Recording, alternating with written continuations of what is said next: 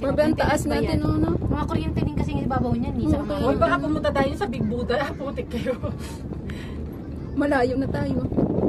Tsaka paano nila naaano tong mga to, di ba? Kuryente sa baba kasi yan. Hindi, Sa Pilipinas sa atin ba meron ganyan? Nagbubuhat ba?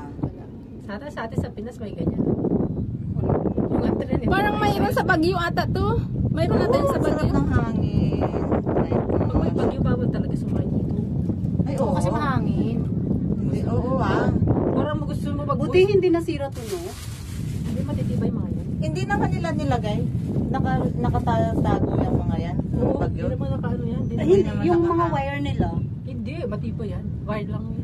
Parang yung wire nila sa kuryente ata to. Hoy, hindi naman. Ay, hindi mo. Sana kuryente na tayo. Hindi, may mga ibang klaseng wire yan. Mga matitibay Cable talaga yan yung ginagamit. Di ba pag nagbubuhat doon yung mga cable dun sa building, ganyan din mga kapal yung mga pambuhat. Pang heavy talaga siya. Kasi ito palang mabigat na. Ito itao pa kung punuin itong hanin. Kaya binibaiting yun. Huwag na kamisin yun. Ano ba yan? Bakit nag-ano na? Pataas to eh. Pataas Pagpunta na daw tayo sa Big Buddha. Pataas kasi ito. Diba sinin mo to? Di ba baba yun? Ito tumaas to. Tapos bababa na naman tayo. Bababa to. Mas maano dun sa baba. Pag ganun. Tatakot na, no?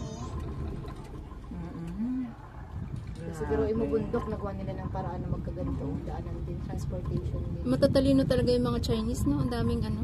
Lalo na ang mga Kaya nga, China sa hindi China. tayo na pwede compare sa Pilipinas nga dito yung ano nila. Yung China, lalo na sa China. Mas matitindi talagang breathtaking yung mga ano nila. Yung paggagawa na ng bridge nila. Kung gaano nila napag-isipan yun. Iba engineering. Iba kasi engineering ng mga Chinese eh. Yung MTR nyo, nasa ilalim na ng dagat, no?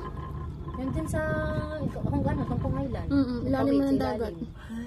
Kasi daanan kasi ng mga transportation ng mga cargo shipping kayo. Kaya hindi pwede dyan may tulay. Kasi pag may tulay, abala. Kasi daanan kasi ng mga May mga voice over ka pa. Hindi, sinand ko sa mama ko. I-mute lang naman yan. Hindi, sinand ko sa mama ko. Pagbaba na to.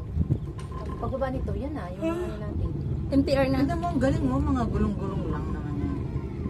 Bakit pakiramdam palayo ng inano natin? Pag Malayo dinakad naman natin, talaga. inano? Malayo ba yung dinakad dati kanina? Hindi. Umikot lang tayo dun sa isang ano na yun. Ano naman natin yung bata? Dito sa yung ano, sumakay. Ayong unahan. Yan, pababato naman, pabubulusok naman daw.